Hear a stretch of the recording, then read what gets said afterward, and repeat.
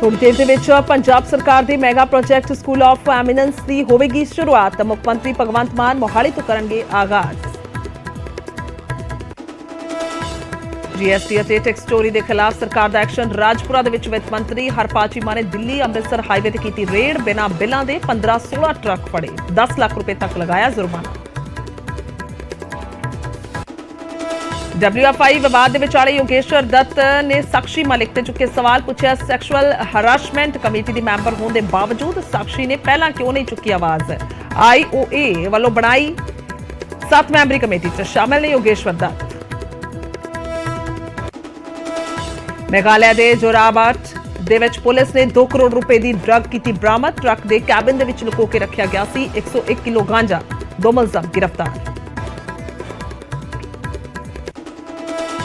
ਅੱਜ ਜੇਲ੍ਹ ਤੋਂ ਬਾਹਰ ਆ ਸਕਦਾ ਹੈ ਡੇਰਾ ਮੁਖੀ ਰਾਮ ਰਹੀਮ। 2 ਮਹੀਨੇ ਬਾਅਦ 40 ਦਿਨ ਦੀ ਫਿਰ ਮਿਲੀ ਪੈਰੋਲ। ਸ਼ਾਹ ਸਤਨਾਮ ਦੇ ਜਨਮ ਦਿਨ ਦੇ ਲਈ ਪੈਰੋਲ ਦੀ ਲਗਾਈ ਸੀ ਅਰਜ਼ੀ। ਭਾਜਪਾ ਆਗੂ ਸਰੂਪਚੰਦ ਸਿੰਗਲਾ ਨੂੰ ਮਿਲੀ ਧਮਕੀ। ਫੋਨ ਕਰ ਜਾਨੋਂ ਮਾਰਨ ਦੀ ਕਹੀ ਗੱਲ। ਸੁਧੀਰ ਸੂਰੀ ਦੇ ਕਤਲ ਦਾ ਵੀ ਕੀਤਾ ਜ਼ਿਕਰ। ਖੰਨਾ ਪਹੁੰਚੀ NIA ਦੀ ਟੀਮ। ਪੁਲਿਸ ਅਫਸਰਾਂ ਦੇ ਨਾਲ ਕਰ ਰਹੀ ਬੈਠਕ। ਪਿਛਲੇ ਦਿਨੀ ਖੰਨਾ ਪੁਲਿਸ ਨੇ 13 ਗੈਂਗਸਟਰਾਂ ਨੂੰ ਕੀਤਾ ਸੀ ਕਾਬੂ। ਜਲੰਧਰ 'ਚ ਤੇਜ਼ ਰਫ਼ਤਾਰ ਦਾ ਕਹਿਰ। ਬਾਈਕ ਦੀ ਰੇਸ ਲਗਾ ਰਹੇ ਨੌਜਵਾਨ ਕਾਰ ਦੇ ਨਾਲ ਭਿੜੇ। ਹਾਦਸੇ 'ਚ ਇੱਕ ਨੌਜਵਾਨ ਦੀ ਮੌਤ, 3 ਗੰਭੀਰ ਜ਼ਖਮੀ। Indian council for child welfare ਦੇ ਵੱਲੋਂ 56 ਬੱਚਿਆਂ ਨੂੰ ਦਿੱਤਾ ਜਾਵੇਗਾ ਬਹਾਦਰੀ ਪੁਰਸਕਾਰ। ਪੰਜਾਬ ਦੇ 3 ਬੱਚੇ ਵੀ ਹੋਣਗੇ ਸਨਮਾਨਿਤ। ਅਮਨਦੀਪ ਕੌਰ, ਕੁਸੁਮ ਕੁਮਾਰੀ ਤੇ ਆਜ਼ਾਮ ਕਪੂਰ ਨੂੰ ਦਲੇਰੀ ਦੇ ਲਈ ਮਿਲੇਗਾ ਐਵਾਰਡ। ਭਾਰੀ ਬਰਫ਼ਬਾਰੀ ਨੇ ਟਕੀ ਲਾਹੌਲ ਘਾਟੀ। -6 ਤੋਂ -21 ਡਿਗਰੀ ਤੱਕ ਡਿੱਗਿਆ ਤਾਪਮਾਨ। ਆਮ ਜੀਵਨ ਤੇ ਪਿਆ ਅਸਰ।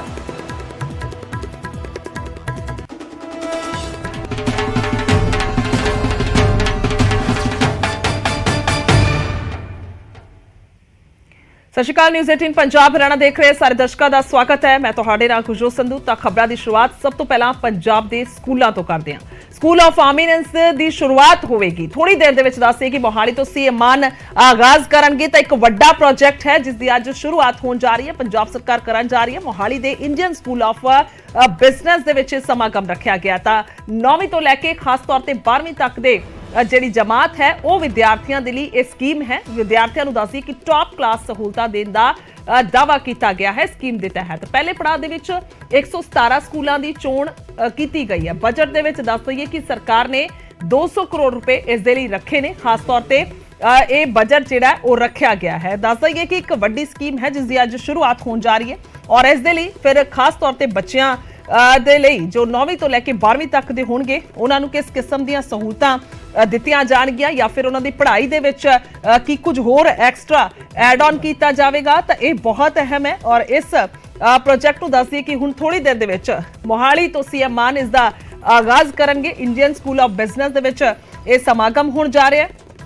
ਟੌਪ ਕਲਾਸ ਸਹੂਲਤਾਂ ਦੇਣ ਦਾ ਇਸ ਸਕੀਮ ਦੇ ਤਹਿਤ ਦਾਅਵਾ ਹੈ। ਸਕੂਲ ਆਫ ਐਮੀਨੈਂਸ ਇਸ ਸਕੀਮ ਦਾ ਨਾਂ ਹੈ। ਉਸ ਦੀ ਸ਼ੁਰੂਆਤ ਕੀਤੀ ਜਾਏਗੀ। 200 ਕਰੋੜ ਰੁਪਏ ਬਜਟ ਦੇ ਵਿੱਚ ਇਸ ਲਈ ਰੱਖੇ ਗਏ ਸਨ। ਤਾਂ ਇਹ ਅਹਿਮ ਹੈ ਕਿ ਕਿਸ ਤਰੀਕੇ ਦੇ ਨਾਲ ਹੁਣ ਸਕੂਲ, ਕਿਉਂਕਿ ਸਕੂਲ, ਸਿੱਖਿਆ ਔਰ ਸਿਹਤ 2 ਅਜਿਹੇ ਇਹ ਮੁੱਦੇ ਸਨ ਜਿਸ ਆਧਾਰ ਤੇ ਆਮ ਆਦਮੀ ਪਾਰਟੀ ਨੇ ਚੋਣ ਲੜੀ। ਔਰ ਉਸ ਤੋਂ ਬਾਅਦ ਹੁਣ ਦਾਅਵਾ ਜਿਹੜਾ ਕੀਤਾ ਜਾ ਰਿਹਾ ਕਿ ਉਸ ਤੇ ਅਸੀਂ ਕੰਮ ਕਰ ਰਹੇ ਹਾਂ। ਤਾਂ ਉਸੇ ਦਾ ਇੱਕ ਹਿੱਸਾ ਹੈ।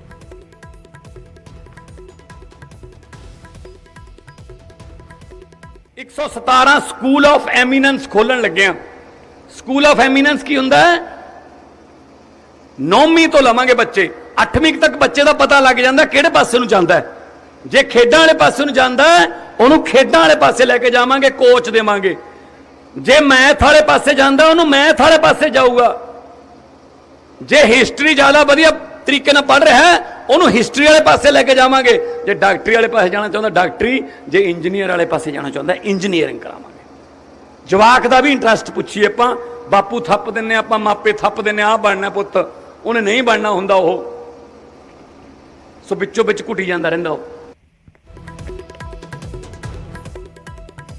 ਤਾਂ ਇਹ ਬਿਆਨ ਤਾਂ ਦਿੱਤਾ ਹੀ ਹੈ, ਟਵੀਟ ਕੀਤਾ ਹੈ ਭਗਵੰਤ ਮਾਨ CM ਨੇ ਔਰ ਲਿਖਿਆ ਹੈ ਕਿ ਅੱਜ ਸਿੱਖਿਆ ਦੇ ਖੇਤਰ ਵਿੱਚ ਪੰਜਾਬ ਦੇ ਲਈ ਇੱਕ ਇਤਿਹਾਸਿਕ ਦਿਨ ਹੈ। ਅੱਜ ਪੰਜਾਬ ਦੇ 117 ਦੇ ਵਿੱਚੋਂ ਪਹਿਲੇ ਸਕੂਲ ਆਫ ਐਮੀਨੈਂਸ ਬਣਾਉਣ ਦਾ ਉਦਘਾਟਨ ਹੋ ਰਿਹਾ ਹੈ। ਸਮੂਹ ਪੰਜਾਬੀਆਂ ਨੂੰ ਮੁਬਾਰਕਾਂ। ਤਾਂ ਇਹ ਟਵੀਟ ਕੀਤਾ ਸੀਐਮ ਭਗਵੰਤ ਮਾਨ ਨੇ। ਔਰ ਖਾਸ ਤੌਰ ਤੇ ਦੱਸ ਦਈਏ ਕਿ ਇਹ ਬਿਆਨ ਦੇ ਵਿੱਚ ਵੀ ਉਹਨਾਂ ਨੇ ਦੱਸਿਆ ਹੈ ਕਿ ਆਖਰਕਾਰ ਇਹ ਕੀ ਹੈ, ਕਿਉਂਕਿ ਜਿਸ ਤਰੀਕੇ ਦੇ ਨਾਲ ਇਹ ਖਾਸ ਪ੍ਰੋਜੈਕਟ ਸ਼ੁਰੂ ਕੀਤਾ ਗਿਆ ਹੈ ਤਾਂ 117 ਸਰਕਾਰੀ ਸਕੂਲ ਜਿਹੜੇ ਨੇ ਇਸ ਪ੍ਰੋਜੈਕਟ ਦੇ ਤਹਿਤ ਅਪਗ੍ਰੇਡ ਹੋਣਗੇ। ਪਹਿਲੀ ਚੋਣ 117 ਸਕੂਲਾਂ ਦੀ ਕੀਤੀ ਗਈ ਹੈ, ਕਿਉਂਕਿ ਇਹ ਦਾਅਵਾ ਹੈ ਕਿ ਸਕੂਲਾਂ ਦੀ ਨੁਹਾਰ ਬਦਲਾਂਗੇ। ਵਿਸ਼ੇਸ਼ ਧਿਆਨ ਜਿਹੜਾ ਰੱਖਿਆ ਜਾਏਗਾ, ਦਿੱਲੀ ਦੇ ਸਕੂਲਸ ਆਫ ਸਪੈਸ਼ਲਾਈਜ਼ਡ ਐਕਸੀਲੈਂਸ ਦੀ ਤਰਜ਼ ਤੇ ਇਹ ਤਿਆਰ ਕੀਤੇ ਜਾਣਗੇ। ਅੱਗੇ ਵਧਾਂਗੇ, ਉਧਰ ਕੈਬਨਿਟ ਮੰਤਰੀ ਹਰਪਾਲ ਚੀਮਾ ਨੇ ਰੇਡ ਕੀਤੀ ਹੈ ਰਾਜਪੁਰਾ ਦੇ ਵਿੱਚ। ਦੱਸਦੀਏ ਕਿ ਦਿੱਲੀ ਅੰਮ੍ਰਿਤਸਰ ਐਨਐਚ ਤੇ ਇਹ ਰੇਡ ਕੀਤੀ ਗਈ ਹੈ। ਬਗੈਰ ਬਿੱਲਾਂ ਦੇ 15 ਤੋਂ 16 ਟਰੱਕ ਫੜੇ ਨੇ ਤਾਂ ਇਹ ਵੱਡੀ ਕਾਰਵਾਈ ਕੀਤੀ ਹੈ। ਰਾਜਪੁਰਾ ਦੇ ਵਿੱਚ ਇਹ ਕਾਰਵਾਈ ਕੀਤੀ ਗਈ ਹੈ। ਦਿੱਲੀ ਅੰਮ੍ਰਿਤਸਰ ਐਨਐਚ ਹੈ, ਨੈਸ਼ਨਲ ਹਾਈਵੇ ਹੈ, ਜਿੱਥੇ ਕਿ ਇਹ ਰੇਡ ਕੀਤੀ ਗਈ। ਖੁਦ ਹਰਪਾਲ ਚੀਮਾ ਵਿੱਤ ਮੰਤਰੀ ਮੌਕੇ ਤੇ ਮੌਜੂਦ ਸਨ, ਜਿਨ੍ਹਾਂ ਦੇ ਵੱਲੋਂ ਇਹ ਕਾਰਵਾਈ ਕੀਤੀ ਗਈ। 10 ਲੱਖ ਰੁਪਏ ਤੱਕ ਦਾ ਦੱਸਦੀਏ ਕਿ ਜੁਰਮਾਨਾ ਲਗਾਇਆ ਗਿਆ। ਜੀਐਸਟੀ ਅਤੇ ਟੈਕਸ ਚੋਰੀ ਖਿਲਾਫ ਇਹ ਵੱਡਾ ਐਕਸ਼ਨ ਹੈ, ਉਹਨਾਂ ਨੇ ਕਿਹਾ। ਹਰਪਾਲ ਚੀਮਾ ਨੇ ਟਰੱਕਾਂ ਦੀ ਤਲਾਸ਼ੀ ਲਈ ਹੈ, ਕੁਝ ਟਰੱਕਾਂ ਨੂੰ ਵੀ ਸੀਲ ਕੀਤਾ ਗਿਆ। ਤਾਂ ਮੌਕੇ ਦੀਆਂ ਤਸਵੀਰਾਂ ਅਸੀਂ ਤੁਹਾਨੂੰ ਦਿਖਾ ਰਹੇ ਹਾਂ। ਸਾਡੇ ਸਹਿਯੋਗੀ ਪੰਕਜ ਕਪਾਹੀ ਉਸ ਵੇਲੇ ਮੌਕੇ ਤੇ ਹੀ ਮੌਜੂਦ ਸਨ ਜਿਸ ਵੇਲੇ ਸਾਰੀ ਕਾਰਵਾਈ ਕੀਤੀ ਜਾ ਰਹੀ ਸੀ, ਔਰ ਐਕਸਕਲੂਸਿਵ ਤਸਵੀਰਾਂ ਅਸੀਂ ਦਰਸ਼ਕਾਂ ਤੱਕ ਪਹੁੰਚਾਈਆਂ ਨੇ ਕਿਸ ਤਰੀਕੇ ਦੇ ਨਾਲ ਇਹ ਸਾਰਾ ਨੈਸ਼ਨਲ ਹਾਈਵੇ ਤੇ ਕਾਰਵਾਈ ਕੀਤੀ ਗਈ ਹੈ।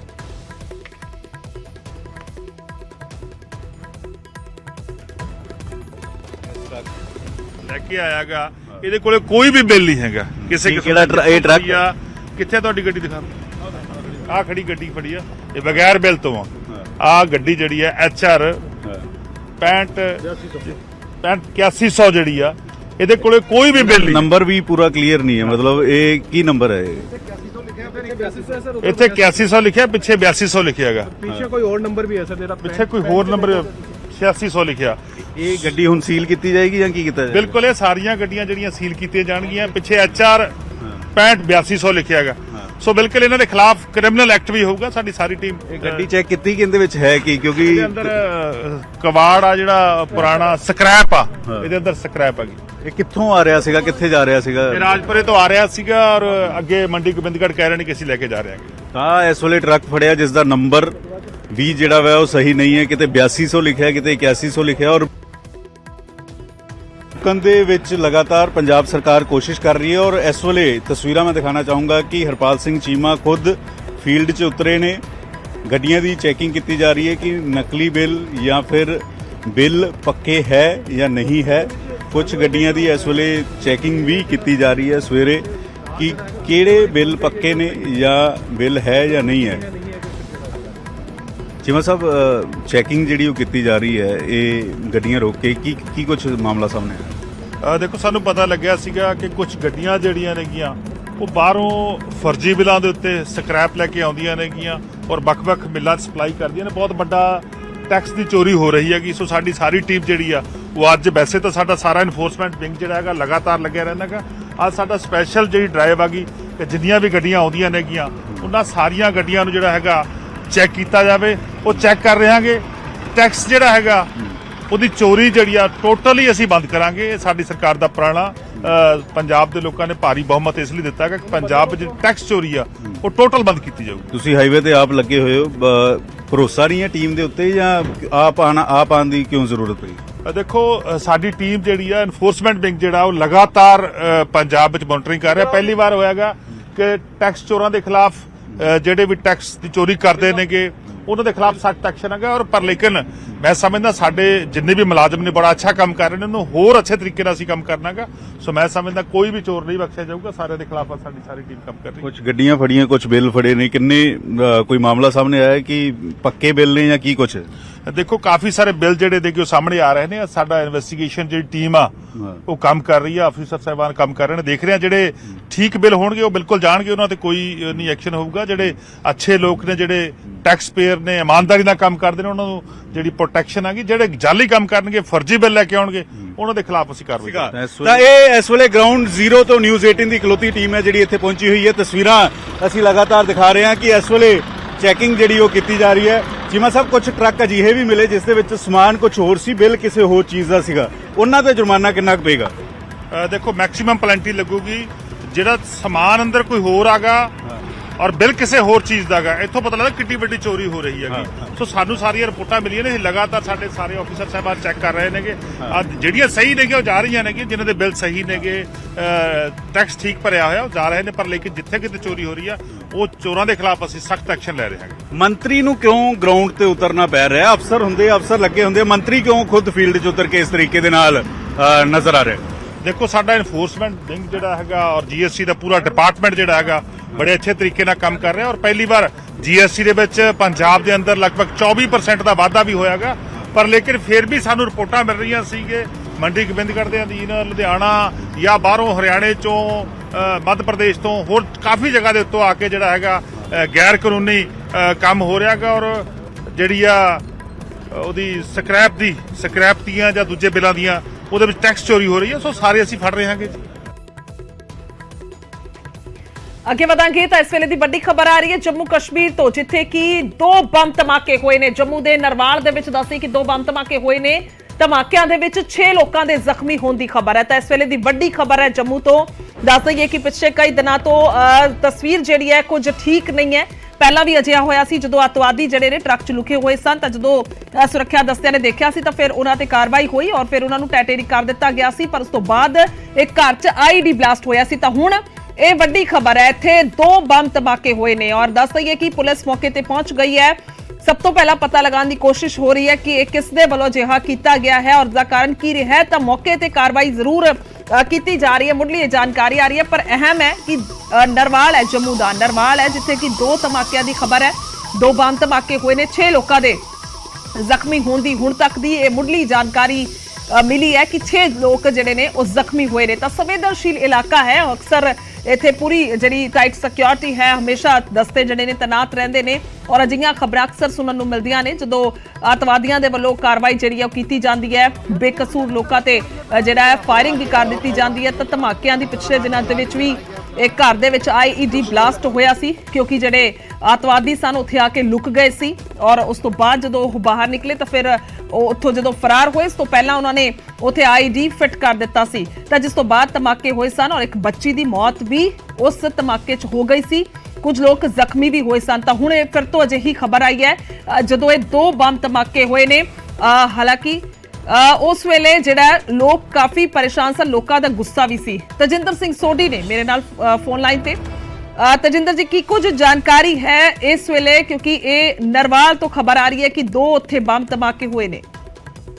ਦੇਖੋ ਗੁਰਜੋਤ, ਇਸ ਵਕਤ ਜਿਹੜੀ ਵੱਡੀ ਖਬਰ ਜੰਮੂ ਤੋਂ ਆ ਰਹੀ ਹੈ। ਜੰਮੂ ਦਾ ਹਾਰਟ ਆਫ ਜੰਮੂ ਸਿਟੀ ਹੈਗਾ, ਜਿੱਥੇ 2 ਆਈਡੀ ਬਲਾਸਟ ਹੋਏ ਨੇ ਅੱਜ ਸਵੇਰੇ। ਹਾਲਾਂਕਿ ਸੋਰਸਿਸ ਕਹਿ ਰਹੇ ਨੇ ਕਿ ਆਈਡੀ ਬਲਾਸਟ ਹੈਗੀ, ਬਟ ਪੁਲਿਸ ਕਹਿ ਰਹੀ ਹੈ ਕਿ 2 ਮਿਸਟੀਰੀਅਸ ਬਲਾਸਟ ਨਰਵਾਲ ਏਰੀਆ ਵਿੱਚ ਹੋਏ ਨੇ। ਟਰਾਂਸਪੋਰਟ ਯਾਰਡ ਹੈ ਜੰਮੂ 'ਚ ਨਰਵਾਲ ਏਰੀਆ, ਜਿੱਥੇ ਪੁਰਾਣੀ ਗੱਡੀਆਂ ਵੀ ਰਿਪੇਅਰ ਹੋਣ ਦਾ ਕੰਮ ਹੁੰਦਾ ਹੈ। ਉੱਥੇ 2 ਬਲਾਸਟ ਹੋਏ ਨੇ, ਜਿਹਦੇ ਵਿੱਚ 6 ਲੋਕ ਇਸ ਵਕਤ ਤੱਕ ਜ਼ਖਮੀ ਹੋ ਗਏ ਨੇ। 6 ਲੋਕਾਂ ਨੂੰ ਹਸਪੀਟਲ ਸ਼ਿਫਟ ਕਰ ਲਿਆ ਗਿਆ ਹੈ ਇਲਾਜ ਲਈ ਤੇ ਪੂਰੇ ਏਰੀਆ ਨੂੰ ਮੁਹਾਸਰੇ ਵਿੱਚ ਲੈ ਲਿਆ ਹੋਇਆ ਹੈ ਸਿਕਿਉਰਿਟੀ ਫੋਰਸਿਸ ਨੇ। ਤੇ ਬੰਬ ਡਿਸਪੋਜ਼ਲ ਸਕਾਡ ਨੂੰ ਵੀ ਉੱਥੇ ਰਸ਼ ਕਰ ਦਿੱਤਾ ਗਿਆ ਹੈ ਤਾਂ ਕਿ ਦੇਖਣ ਵਾਸਤੇ ਕਿ ਉੱਥੇ ਹੋਰ ਕੋਈ ਆਈਡੀ ਵਗੈਰਾ ਜਾਂ ਕੋਈ ਐਕਸਪਲੋਸਿਵ ਹੋਰ ਨਾ ਲੱਗਿਆ ਹੋਵੇ ਉਸ ਇਲਾਕੇ 'ਚ।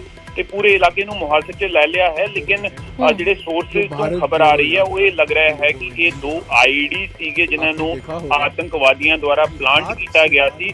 ਤੁਸੀਂ ਬਿਲਕੁਲ ਸਹੀ ਕਿਹਾ ਕਿ ਸਾਲ ਦੇ ਪਹਿਲੇ ਹੀ ਦਿਨ ਰਜੌਰੀ ਦਾ ਜਿਹੜਾ ਡਾਂਗਰੀ ਇਲਾਕਾ ਹੈ ਉੱਥੇ ਆਤੰਕਵਾਦੀ ਹਮਲਾ ਹੋਇਆ ਸੀ, ਜਿਹਦੇ ਵਿੱਚ ਪਹਿਲੇ 4 ਲੋਕਾਂ ਨੂੰ ਮਾਰ ਦਿੱਤਾ ਗਿਆ। ਫਿਰ ਉੱਥੇ ਆਈਡੀ ਪਲਾਂਟ ਕਰਕੇ ਬਲਾਸਟ ਕੀਤਾ ਗਿਆ। ਜਿਹੜਾ ਉਹ ਨੈਕਸਟ ਡੇ ਜਿਹੜਾ ਆਈਡੀ ਬਲਾਸਟ ਹੋਇਆ ਉਹਦੇ ਵਿੱਚ 2 ਬੱਚੇ ਜਿਹੜੇ ਸੀਗੇ ਉਹਨਾਂ ਦੀ ਮੌਤ ਹੋ ਗਈ ਸੀ। ਫਿਰ ਇੱਕ ਹੋਰ ਸਿਵਿਲੀਅਨ ਜਿਹੜਾ ਇੰਜਰਡ ਸੀਗਾ ਉਹ ਵੀ ਹਸਪੀਟਲ ਵਿੱਚ ਆਪਣੇ ਜ਼ਖਮਾਂ ਦੀ ਤਾਬ ਨਾਲ ਲਾ ਕੇ ਚੱਲ ਬਸਿਆ ਸੀਗਾ। ਤੇ ਉਸ ਤੋਂ ਬਾਅਦ ਹੀ ਸਿਕਿਉਰਿਟੀ ਫੋਰਸਿਸ ਨੂੰ ਇਸ ਤਰ੍ਹਾਂ ਦੇ ਇਨਪੁਟ ਮਿਲ ਰਹੇ ਸੀਗੇ ਕਿ ਆਤੰਕਵਾਦੀ ਜੰਮੂ ਰੀਜਨ ਵਿੱਚ ਆਤੰਕੀ ਹਮਲਾ ਜਿਹੜਾ ਹੈਗਾ ਉਹ ਕਰਾਉਣ ਦੀ ਕੋਸ਼ਿਸ਼ ਕਰਨਗੇ। ਤੇ ਲੱਗਦਾ ਹੈ ਕਿ ਆਤੰਕਵਾਦੀਆਂ ਦੀ ਬੋਖਲਾਹਟ ਜਿਹੜੀ ਹੈ ਉਹ ਸਾਹਮਣੇ ਆਈ ਹੈ। ਇਸ ਕਰਕੇ ਉਹਨਾਂ ਨੇ ਨਰਵਾਲ ਇਲਾਕੇ ਵਿੱਚ ਜਿਹੜਾ ਜੰਮੂ ਦੀ ਹਾਰਟ ਆਫ ਜੰਮੂ ਸਿਟੀ ਹੈਗਾ ਉੱਥੇ 2 ਬਲਾਸਟ ਕੀਤੇ ਹੋਏ। ਸੀਨੀਅਰ ਪੁਲਿਸ ਅਧਿਕਾਰੀ ਜਿਹੜੇ ਹੈਗੇ ਉਹ ਮੌਕੇ ਵਾਰਦਾਤ ਤੇ ਪਹੁੰਚੇ ਹੋਏ। ਪੂਰੇ ਏਰੀਆ ਨੂੰ ਮੁਹਾਸਰੇ ਵਿੱਚ ਲੈ ਲਿਆ ਹੈ। ਆਰਮੀ ਦੀ ਟੀਮਸ ਵੀ, CRPF ਦੀ ਟੀਮਸ ਵੀ ਉਸ ਇਲਾਕੇ 'ਚ ਪਹੁੰਚੀਆਂ ਹੋਈਆਂ ਤੇ ਇਸ ਵਕਤ ਪੂਰੇ ਇਲਾਕੇ ਦੀ ਜਿਹੜੀ ਛਾਨਬੀਨ ਹੈ ਉਹ ਚੱਲ ਰਹੀ ਹੈ। ਸੀਸੀਟੀਵੀ ਕੈਮਰਾ ਜਿਹੜੇ ਨਾਲ ਲੱਗੇ ਹੋਏ ਨੇ ਉਹਨਾਂ ਨੂੰ ਖੰਗਾਲਿਆ ਜਾ ਰਿਹਾ ਹੈ, ਉਹਨਾਂ ਨੂੰ ਚੈੱਕ ਕੀਤਾ ਜਾ ਰਿਹਾ ਹੈ ਕਿ ਉੱਥੇ ਕੋਈ ਆਈਡੀ ਹੋਰ ਤੇ ਪਲਾਂਟ ਨਹੀਂ ਕੀਤੀ, ਕੋਈ ਆਤੰਕਵਾਦੀ ਜਿਹੜਾ ਇਸ ਆਈਡੀ ਨੂੰ ਪਲਾਂਟ ਕਰਦੇ ਹੋਏ ਨਜ਼ਰ ਆਇਆ ਉਹ ਕਿਸੇ ਕੈਮਰੇ ਵਿੱਚ ਕੈਦ ਤੇ ਨਹੀਂ ਹੋਇਆ। ਤੇ ਇਹ ਸਾਰਾ ਜਿਹੜਾ ਇਸ ਵਕਤ ਸਿਕਿਉਰਿਟੀ ਫੋਰਸਿਸ ਸਾਰੇ ਕਿਸੇ ਚੀਜ਼ ਨੂੰ ਚੈੱਕ ਕਰਦੇ ਪਏ ਤੇ ਇਸ ਵਕਤ ਪੂਰੇ ਏਰੀਆ ਨੂੰ ਮੁਹਾਸਰੇ ਵਿੱਚ ਲੈ ਲਿਆ ਹੈ ਤੇ ਛਾਨਬੀਨ ਜਿਹੜੀ ਹੈ ਉਹ ਚੱਲ ਰਹੀ ਹੈ ਜੀ। ਬਿਲਕੁਲ, ਅਸੀਂ ਵੀ ਦੇਖ ਰਹੇ ਹਾਂ ਕਿ ਕਿਸ ਤਰੀਕੇ ਦੇ ਨਾਲ ਇੱਥੇ ਸੁਰੱਖਿਆ ਦਸਤਾ ਪਹੁੰਚੇ ਹੋਏ ਨੇ, ਕਿਉਂਕਿ ਸਿੱਧੀਆਂ ਤਸਵੀਰਾਂ ਤਜਿੰਦਰ ਅਸੀਂ ਸਕਰੀਨ ਤੇ ਦਿਖਾ ਰਹੇ ਹਾਂ। ਹਾਲਾਂਕਿ ਜਿਵੇਂ ਤੁਸੀਂ ਦੱਸ ਰਹੇ ਹੋ ਕਿ ਇੱਥੇ ਇਹ ਜਿਹੜਾ ਇਲਾਕਾ ਹੈ ਪਾਰਟਿਕੂਲਰ, ਇੱਥੇ ਰਿਪੇਅਰ ਹੁੰਦੀ ਹੈ ਟਰੱਕਾਂ ਦੀ, ਤਾਂ ਫਿਰ ਅਸੀਂ ਇਹ ਵੀ ਕਹਿ ਸਕਦੇ ਹਾਂ ਕਿ ਇੱਥੇ ਆਸਾਨੀ ਦੇ ਨਾਲ ਆਈਡੀ ਇੰਪਲਾਂਟ ਕਰ ਦਿੱਤਾ ਗਿਆ ਹੋਵੇਗਾ, ਯਾਨੀ ਕਿ ਅੱਤਵਾਦੀ ਇਹ ਮੌਕਾ ਭਾਲਦੇ ਨੇ। ਪਿਛਲੇ ਦਿਨਾਂ 'ਚ ਅਸੀਂ ਦੇਖ ਰਹੇ ਹਾਂ ਹਾਲਾਂਕਿ ਬਹੁਤ ਜ਼ਿਆਦਾ ਵੱਧ ਚੁੱਕਿਆ ਹੈ ਦਹਿਸ਼ਤ ਫੈਲਾਉਣੀ, ਲੋਕਾਂ ਦਾ ਮਰਨਾ, ਲੋਕ ਜ਼ਖਮੀ ਕਰਨਾ।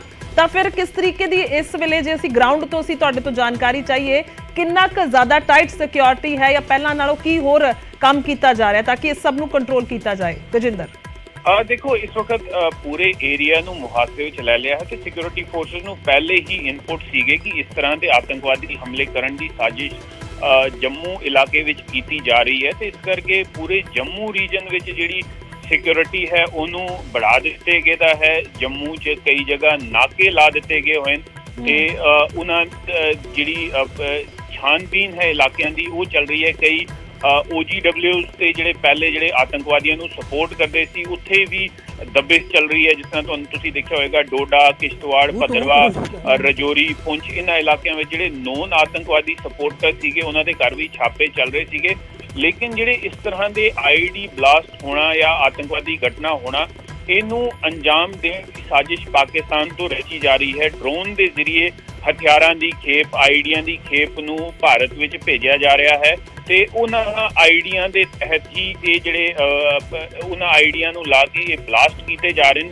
Time to time security forces ਹਾਲਾਂਕਿ ਇਸ ਚੀਜ਼ ਨੂੰ ਵਿਫਲ ਕਰਨ ਲਈ ਪੂਰੀ ਕੋਸ਼ਿਸ਼ ਕਰਦੇ ਨੇ, ਲੇਕਿਨ ਕਿਤੇ ਨਾ ਕਿਤੇ ਇਹ ਸਲਿਪ ਹੋ ਹੀ ਜਾਂਦਾ ਹੈ ਕਿਉਂਕਿ ਆਤੰਕਵਾਦੀ ਜਿਹੜੇ ਹੈਗੇ ਉਹ ਅੱਜ ਕੱਲ ਹਾਈਬ੍ਰਿਡ ਆਤੰਕੀਆਂ ਦਾ ਸਪੋਰਟ ਲੈਂਦੇ ਪਏ, ਜਿਨ੍ਹਾਂ ਦਾ ਕੋਈ ਆਤੰਕਵਾਦੀ ਬੈਕਗਰਾਉਂਡ ਨਹੀਂ ਹੈਗਾ। ਉਹਨਾਂ ਨੂੰ ਇਸ ਤਰ੍ਹਾਂ ਦਾ ਆਈਡੀ ਦੇ ਕੇ ਜਾਂ ਇੱਕ ਰਿਵਾਲਵਰ ਦੇ ਕੇ ਇੱਕ ਆਤੰਕੀ ਘਟਨਾ ਨੂੰ ਅੰਜਾਮ ਦੇਣ ਦੀ ਕੋਸ਼ਿਸ਼ ਕਰਵਾਈ ਜਾਂਦੀ ਹੈ ਤੇ ਫਿਰ ਉਹਦੇ ਬਾਅਦ ਜਿਹੜੇ ਹਾਈਬ੍ਰਿਡ ਆਤੰਕੀ ਹਨ, ਕਿਉਂਕਿ ਜਾਂ ਤੇ ਸਟੂਡੈਂਟ ਹੁੰਦੇ ਨੇ ਜਾਂ ਜਰਨਲਿਸਟ ਹੁੰਦੇ ਨੇ ਜਾਂ ਤੇ ਇੱਕ ਨਾਰਮਲ ਪ੍ਰੋਫੈਸ਼ਨ ਵਿੱਚ ਕਿਤੇ ਹੁੰਦੇ ਨੇ, ਫਿਰ ਉਹਦੇ ਬਾਅਦ ਇਹ ਆਤੰਕੀ ਘਟਨਾ ਨੂੰ ਅੰਜਾਮ ਦੇ ਕੇ ਇਹ ਆਪਣੀ ਨਾਰਮਲ ਲਾਈਫ ਵਿੱਚ ਫਿਰ ਰਲ ਜਾਂਦੇ ਨੇ ਤੇ ਇਸ ਕਰਕੇ ਇਹਨਾਂ ਦਾ ਕੋਈ ਆਤੰਕੀ ਬੈਕਗਰਾਉਂਡ ਨਹੀਂ ਹੁੰਦਾ। ਇਸ ਕਰਕੇ ਇਹਨਾਂ ਨੂੰ ਪਕੜਨਾ ਥੋੜਾ ਸੁਰੱਖਿਆ ਬਲਾਂ ਵਾਸਤੇ ਥੋੜਾ ਮੁਸ਼ਕਿਲ ਰਹਿੰਦਾ ਹੈ। ਹਾਲਾਂਕਿ ਇੱਕ ਨਏ ਮੈਕੈਨਿਜ਼ਮ ਨੂੰ ਤਿਆਰ ਕੀਤਾ ਜਾ ਰਿਹਾ ਹੈ ਕਿ ਇਸ ਤਰ੍ਹਾਂ ਦੇ ਜਿਹੜੇ ਹਾਈਬ੍ਰਿਡ ਆਤੰਕੀ ਹੈਗੇ, ਜਿਹੜੀ ਨਵੀਂ ਖੇਪ ਹੈ ਹਾਈਬ੍ਰਿਡ ਆਤੰਕੀਆਂ ਦੀ ਜੰਮੂ ਕਸ਼ਮੀਰ ਵਿੱਚ, ਉਹਨਾਂ ਨੂੰ ਆਈਡੈਂਟੀਫਾਈ ਕੀਤਾ ਜਾਏ, ਉਹਨਾਂ ਤੇ ਐਕਸ਼ਨ ਕੀਤਾ ਜਾਏ। ਲੇਕਿਨ ਇੰਨਾ ਆਸਾਨ ਨਹੀਂ ਹੈਗਾ ਸਿਕਿਉਰਿਟੀ ਫੋਰਸਿਸ ਵਾਸਤੇ ਵੀ। ਇਸ ਤਰ੍ਹਾਂ ਦੇ ਹਾਈਬ੍ਰਿਡ ਆਤੰਕੀ ਹੈ ਜਿਨ੍ਹਾਂ ਨੂੰ ਤੁਸੀਂ ਪਾਰਟ ਟਾਈਮ ਆਤੰਕੀ ਵੀ ਕਹਿ ਸਕਦੇ ਹੋ, ਉਹਨਾਂ ਨੂੰ ਆਈਡੈਂਟੀਫਾਈ ਕਰਨਾ ਤੇ ਐਕਸ਼ਨ ਲੈਣਾ। ਜਦੋਂ ਤੱਕ ਲੋਕਲ ਸਪੋਰਟ ਵੀ ਥੋੜੀ ਬਹੁਤ ਇਹਨਾਂ ਆਤੰਕੀਆਂ ਨੂੰ ਕਿਦੋਂ ਨਾ ਕਿਦੋਂ ਮਿਲ ਜਾਂਦੀ ਹੈ, ਜਿਹੜੇ ਲੋਕ ਇਹਨਾਂ ਨੂੰ ਅਗਰ ਇਹ ਆਤੰਕੀ ਜਿਹੜੇ ਹੈਗੇ ਇਹਨਾਂ ਨੇ ਪਹਿਲੇ ਰੈਕੀ ਕੀਤੀ ਹੋਏਗੀ ਇਸ ਇਲਾਕੇ ਦੀ ਆਈਡੀ ਲਾਉਣ ਤੋਂ ਪਹਿਲੇ, ਤੇ ਇਹ ਸਾਰੀ ਜਿਹੜੀ ਹੈਗੀ ਇਨਵੈਸਟੀਗੇਸ਼ਨ ਦਾ ਪਾਰਟ ਹੈਗਾ। ਸੁਰੱਖਿਆ ਏਜੰਸੀਜ਼ ਇਨਵੈਸਟੀਗੇਟ ਕਰਕੇ ਤਹਿ ਤੱਕ ਪਹੁੰਚਣ ਦੀ ਕੋਸ਼ਿਸ਼ ਕਰਨਗੇ। ਮਗਰ ਇਸ ਵਕਤ ਜਦੋਂ ਇਹ ਪੂਰੇ ਜੰਮੂ ਵਿੱਚ ਹਾਈ ਅਲਰਟ ਲਾ ਦਿੱਤਾ ਗਿਆ ਹੋਇਆ, ਪੂਰੇ ਏਰੀਆ ਨੂੰ ਮੁਹਾਸਰੇ ਵਿੱਚ ਲੈ ਲਿਆ ਗਿਆ ਹੈ ਤੇ ਇਨਵੈਸਟੀਗੇਸ਼ਨ ਜਿਹੜੀ ਹੈ ਇਸ ਕੇਸ ਦੀ ਚੱਲ ਰਹੀ ਹੈ ਜੀ। ਠੀਕ ਹੈ ਤਜਿੰਦਰ, ਬਹੁਤ ਬਹੁਤ ਸ਼ੁਕਰੀਆ तमाम ਜਾਣਕਾਰੀ ਦੇ ਲਈ। ਤਾਂ ਇਹ ਤਸਵੀਰਾਂ ਅਸੀਂ ਦਿਖਾ ਰਹੇ ਹਾਂ ਔਰ ਤਜਿੰਦਰ ਸਿੰਘ ਸੋਢੀ ਫੋਨ ਲਾਈਨ ਤੇ ਸੀਗੇ ਜਿਨ੍ਹਾਂ ਨੇ ਬੜਾ ਡਿਟੇਲ ਦੇ ਵਿੱਚ ਦੱਸਿਆ ਹੈ ਕਿ ਕਿਸ ਤਰੀਕੇ ਦੇ ਨਾਲ ਇੱਥੇ ਇਹ ਸਾਰੀਆਂ ਗਤੀਵਿਧੀਆਂ ਹੁੰਦੀਆਂ ਨੇ ਔਰ ਉਸਨੂੰ ਪਾਰਟ ਟਾਈਮ ਆਤੰਕੀ ਦਾ ਵੀ ਉਹ ਜ਼ਿਕਰ ਕਰ ਰਹੇ ਸੀ, ਯਾਨੀ ਕਿ ਉਹ ਕੰਮ ਕਰਦੇ ਨੇ ਆਪਣਾ ਨਾਲ ਪਰ ਵਿਚਕਾਰ ਅਜਿਹੀ ਜਿਹੜੀ ਗਤੀਵਿਧੀਆਂ ਨੇ ਉਹਨਾਂ ਨੂੰ ਅੰਜਾਮ ਦਿੰਦੇ ਨੇ। ਤਾਂ ਬਹੁਤ ਇੱਕ ਵੱਡਾ ਇਹ ਵਿਸ਼ਾ ਹੈ। ਤਾਂ ਹੁਣੇ 2 ਧਮਾਕੇ ਹੋਏ ਨੇ, 6 ਲੋਕਾਂ ਦੇ ਹੁਣ ਤੱਕ ਜ਼ਖਮੀ ਹੋਣ ਦੀ ਖਬਰ ਹੈ। ਤੇ ਇੱਥੇ ਰੁਕਦੇ ਹਾਂ ਇਸੇ ਦੇ ਨਾਲ ਇੱਕ ਬ੍ਰੇਕ ਦੇ ਲਈ।